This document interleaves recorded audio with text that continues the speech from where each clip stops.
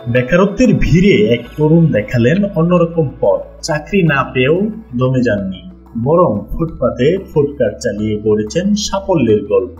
মাসে আয় করছেন 50,000 টাকারও বেশি।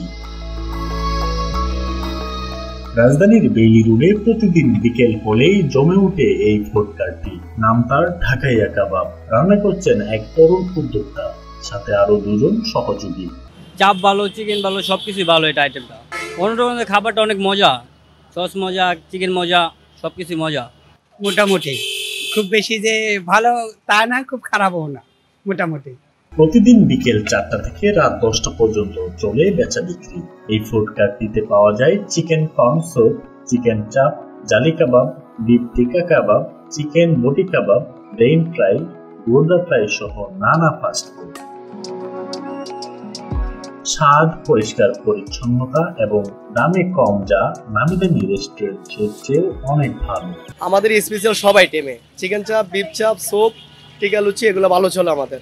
এগুলো রেস্টুরেন্টে খেতে গেলে 500-1000 টাকা আসবে বিল।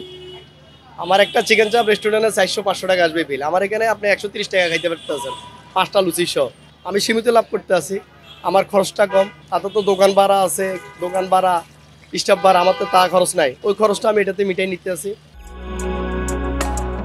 সফলতার কোনো নির্দিষ্ট পথ নেই, সেটা প্রমাণ করে দিলেন উমর ফারুক। ফুটপাতও হতে পারে স্বপ্ন পূরণের মঞ্চ, যদি থাকে পরিশ্রম আর অটল মনোভাব। পরিশ্রম কখনো বিফলে যায় না, এই সত্যি যেন জীবন্ত উদাহরণ উমর ফারুক। রুহুল আমিন শেখ, খবর সংযোগ, ঢাকা।